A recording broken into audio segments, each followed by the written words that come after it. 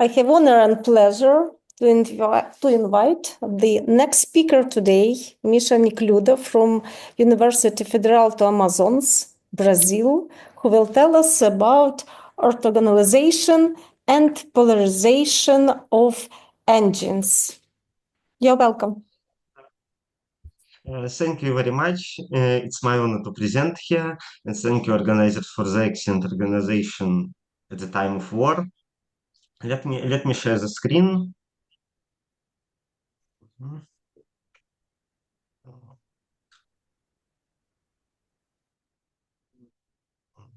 Share.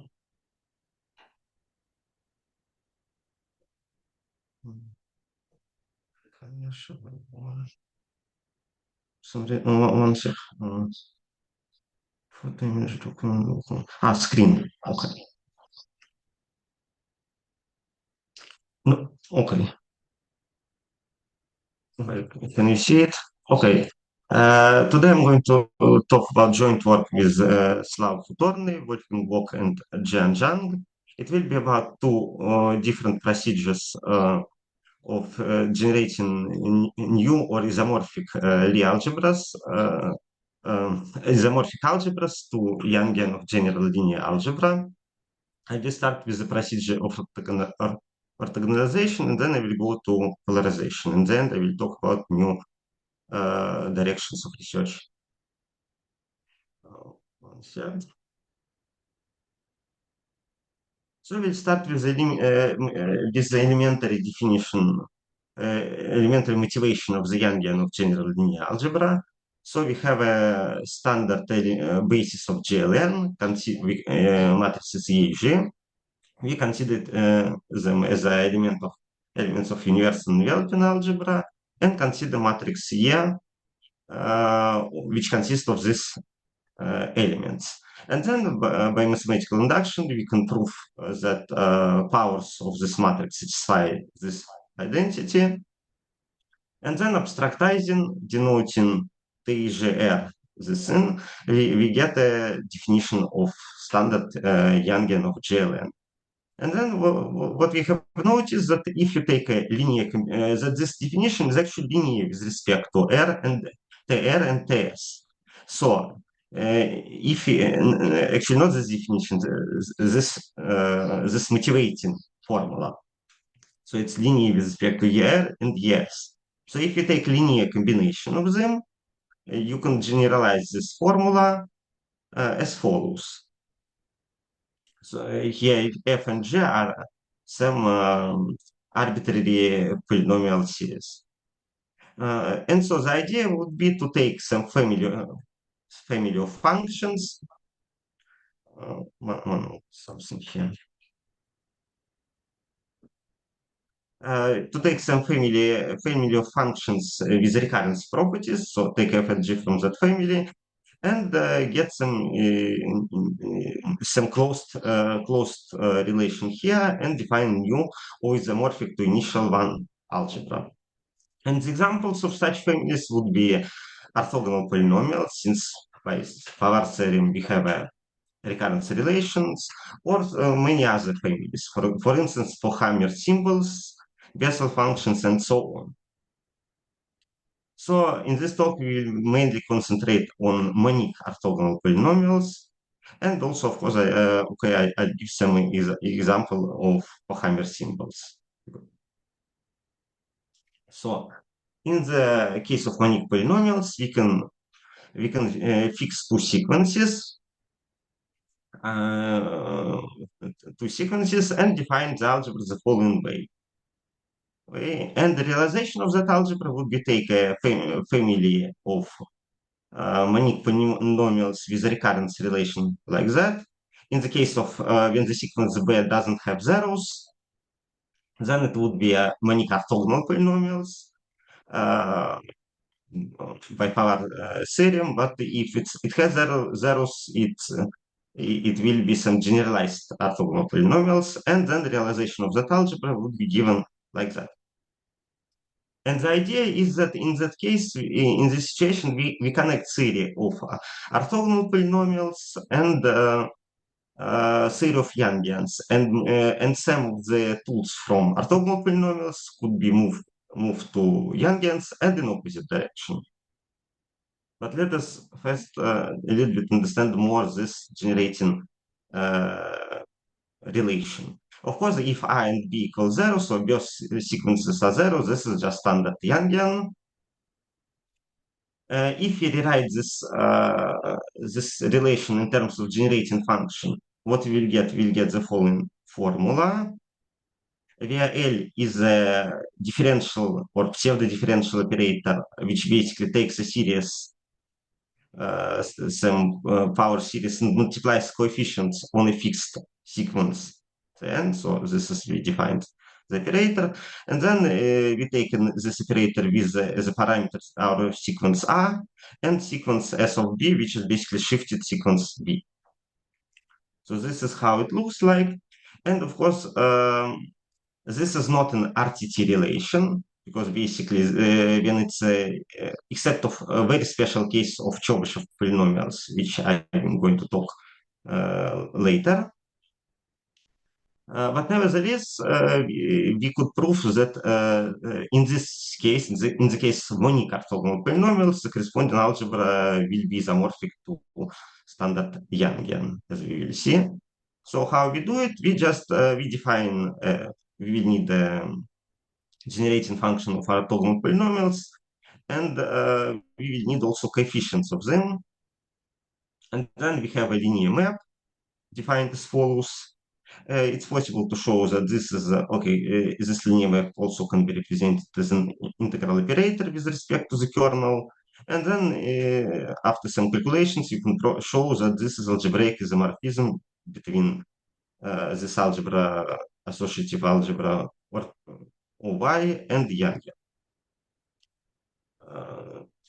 And also we can in explicit form write down in inverse to that. So here it's written. Here, yes, if in the previous case coefficients, linear coefficients were coefficients of polynomials, in the second case it will be coefficients of expansion of monomials inter our polynomials. So inverse also could be written in integral form. I would like to note that this theorem uses strongly the fact that this is monic polynomials. So for general ones, it's not completely clear. Okay. So as a consequences, we get the trace of this the matrix T will commute for different values of spectral parameter. And also we can generalize in some sense RTT relation in the following integral form. In the same time, the next step would be to define quantum determinant, but in general, it's not completely clear how to do it. What we will see, it's possible to do it intrinsically in the case of Chebyshev polynomials. So it's not really RTT relation, it's kind of generalization or similar of it, deformed one, I would say. Then the algebra structure in this case also could be moved using this map W and W inverse using you could be moved from the standard realization of the Yang. Follows. And now I'm going to go to the case of Chebyshev polynomials. No. First, I will talk about this analogy between orthogonal polynomials and these realizations of the Yangian. So what we did here, we took standard Christoffel-Darboux formula for the orthogonal polynomials and define analog of it for the Yangians. So how we do it? As you can see here, we have orthogonal polynomials from two independent variables. So as a result, we need to consider two copies of our Yangian. I'll call it orthogonal Yangian. And then we can define analog of x minus y basically as follows. Actually, it's analog of ps of x minus ps of y. Analog of that form would be the following element. Actually, it will be exact analog if P and Q equals 0, so we have the same degree, and otherwise it will be, oh, sorry. It will be sum over product of powers, different powers, different from here, from each other on Q minus P. And then, as a corollary, I will not write down the full Christoffel-Darboux formula in general case. I will write it down only for the Chebyshev case, when all these coefficients B are equal to each other. And then we have the following formula, which, as you can see, quite different from the standard Christoffel-Darboux formula, in the sense that we have some kind of here some operator acting on S, on this discrete operator. I mean, we have linear combination, and then it moves in the end here. It change here to n-1 and neighboring points. And of course, we have some initial and final term. So right now, so this is all we know in some general situation for arbitrary monic polynomial. And for the particular situation, we can say a little bit more. In the case of Chebyshev polynomials, in this case, our sequences, our operators, which I introduced here, this L and LA and LSB, they're all just multiplication on A and multiplication B, because in this case, the sequences A and B are just constant. So let me go back. So in this situation, the generating relation will be like that. So this is, of course, RTT relation. It's so it gives us inhomogeneous RTT relation with inhomogeneous R matrix, like that. And in this case, we have a evaluation homomorphism as follows. And we have some family of homomorphisms. So these ones are more or less standard, the same as Yangian. The difference will be in the shift homomorphism. So this map with C, if beta is equal 0, which corresponds to standard realization of Yangian, it would be just shift on C for this term. But when beta is not 0, then it will be solution of quadratic equation. Actually, we would need a holomorphic family of solutions, and it's possible to show that it exists. And then in that case, using that family, we could, in this situation, construct a quantum determinant. I will write down just particular case of GL2. So what happens here, instead of shift, instead of standard shift, what we need to shift along that flow. And we can prove the theorem that the center is generated by the coefficients of this this quantum determinant. Okay. In the case of Hermite polynomials, this is the simplest case when we don't have a RTT relation. Then we have the following generating function, and you can see that here appears already appears differential operator. Then we can introduce the functions S and R, so analogs of R matrix. And instead of the standard Yang-Baxter equation, we would get here some correction. So that's what we can say in addition in the case of Hermite polynomials. And in the case of non-orthogonal polynomials, in the case of Pochhammer symbols, what we get instead of differential operator, we have a composition operator here. And interestingly, that after some renormalization, dividing upon infinite Pochhammer symbols, we could get rid of this, at least when module Q is less than 1. we can get rid of this multipliers, and we get the following generating relations. And the open problem would be to identify what will be the algebra. In this case, I strongly suspect that it will not be isomorphic to the standard Yangian of GLN. Okay, and right now I'm going to the second procedure, which I will explain later how it's connected to the first one. The procedure of polarization. So the idea here was to generalize Jordan-Schwinger map, which is usually to define it used generators of universal nonlinear algebra of GLN, and here we would want to use Yangians, generators of the Yangian of GLN instead of that. So what we do, we define analog of generating function. So we multiply basically for each R, we multiply upon matrix. We fix some endomorphism V. I consider for simplicity I can only finite dimensional case, but of course it's possible to do it also in infinite dimension. So it could be an operator. And then we have this linear combination, and what we need of course first order term, which would be like that.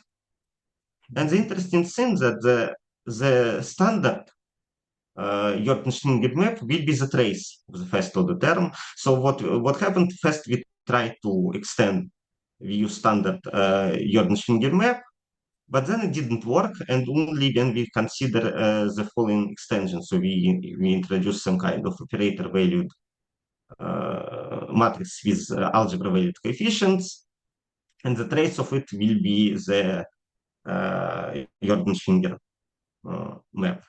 So what we do, if we introduce these families, what we get a polarization of ternary relation.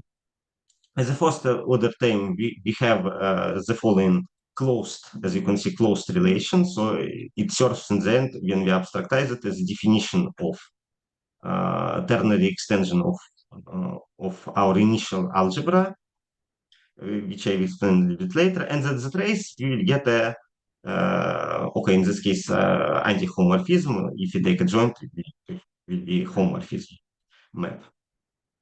So now we are going to abstractize it. So we define certain Lie algebra with this commutation relations. What we can see is that, okay, it's easy to see that this is Lie algebra, just check the Jacobi relation. Then what we will need to introduce also certain bilinear form as follows, and assume that it's symmetric. The reason for that we want that this ternary Lie algebra to include our initial Lie algebra, which we started with.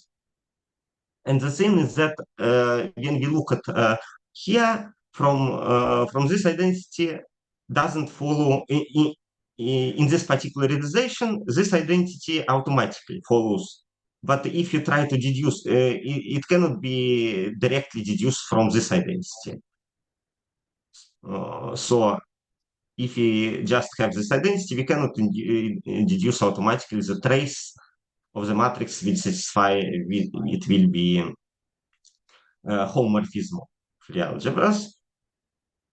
And so we need to assume additional linear restriction to be able to say that our initial Lie algebra, which we started with, is embedded in the ternary extension.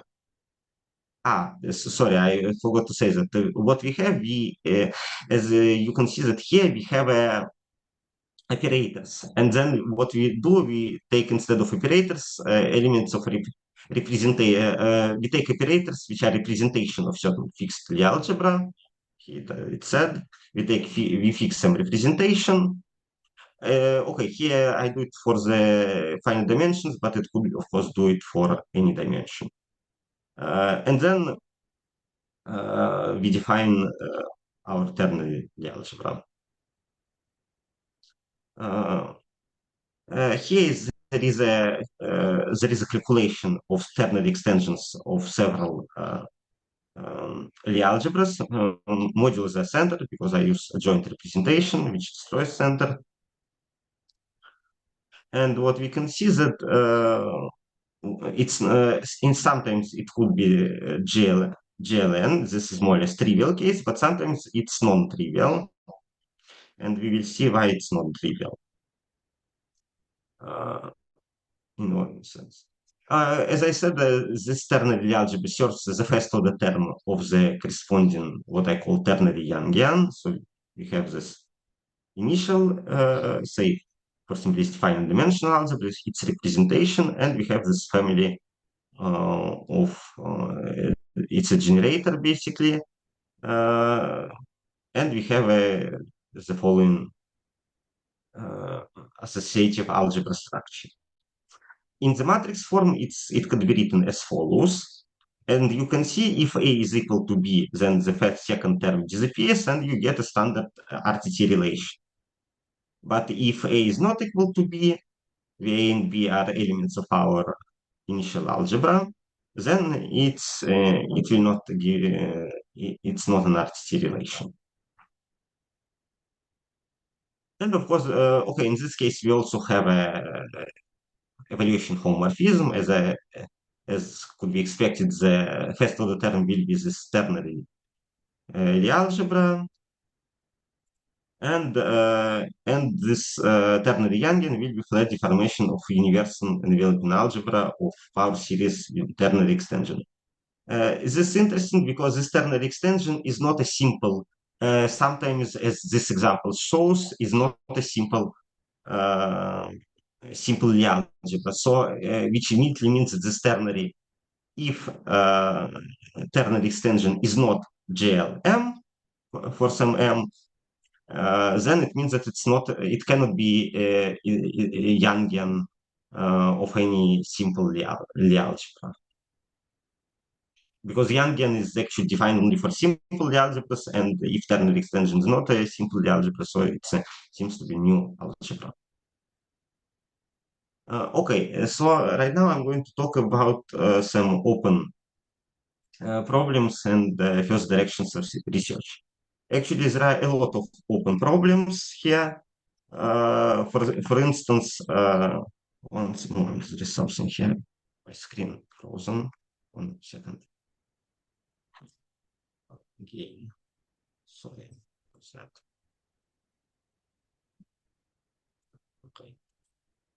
So first, let's look at the Chebyshev polynomials case. Let me go back to generating relations.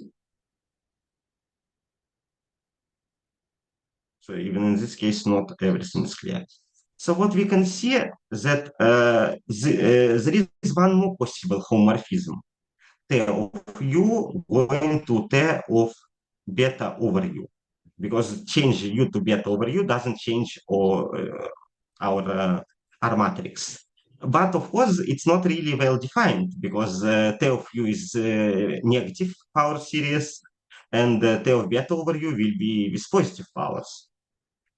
And so it's actually, from this point of view, the fact that we have a solution which is only in negative powers is a little bit surprising. So I suspect there should exist some other solution which would include both positive and negative powers of u for this generating for this RTT relation, not only through the Chebyshev polynomials. So that's one problem. And in general, it would be interesting to understand. One moment, let me go back there.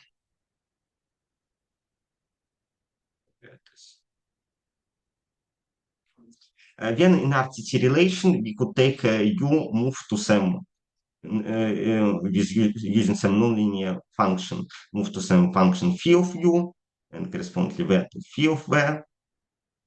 Then it's possible to do.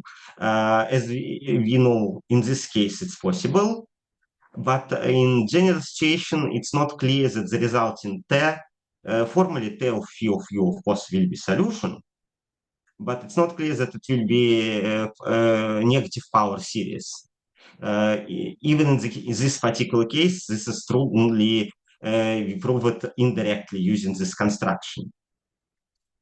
And in general, if there exist any other variants of phi of u, then T of phi of u will be the solution in negative powers in this space, then it seems to be open problem.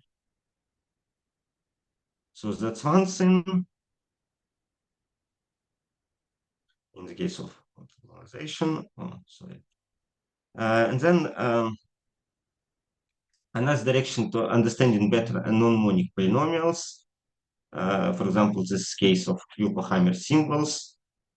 Another thing is here is of interest is connection between orthogonal polynomials and realizations of Yangians. So if we denote this Oy epsilon AB as a kind of realization of Yangian corresponding to the fixed sequence of orthogonal polynomials, then we have a linear operator which transfers one realization to the other realization.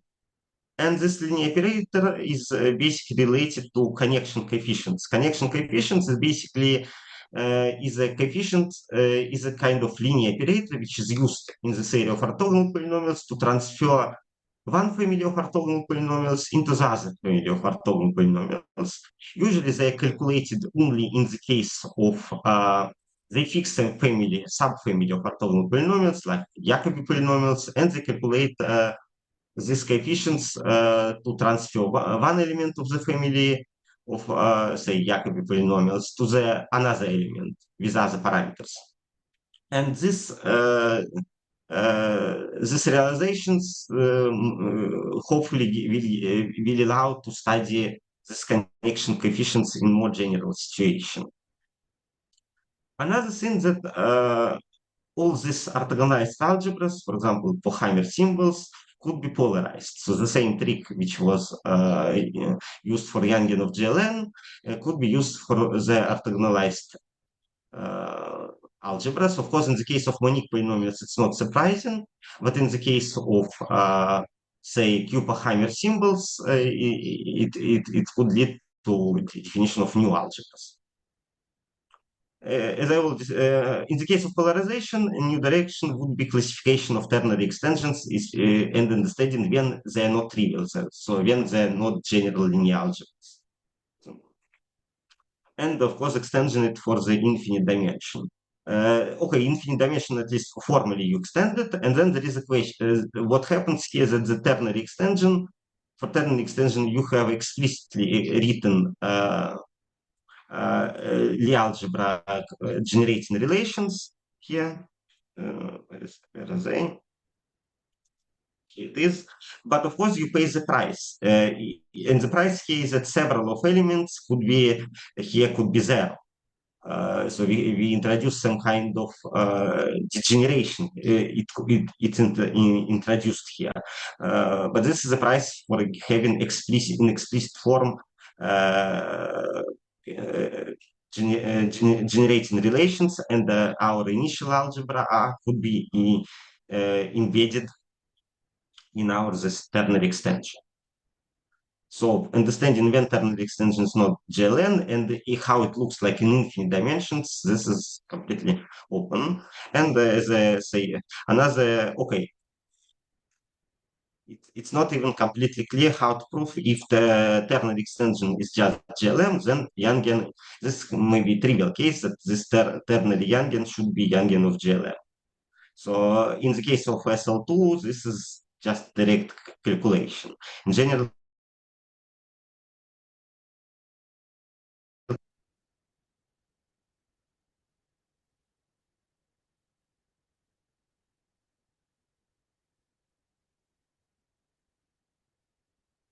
where it's possible to do something like polarization. In the, for example, for 6-vertex models, there are very simple construct algebras, similar algebras to Yangian, which has RTT relation, but which doesn't admit polarization.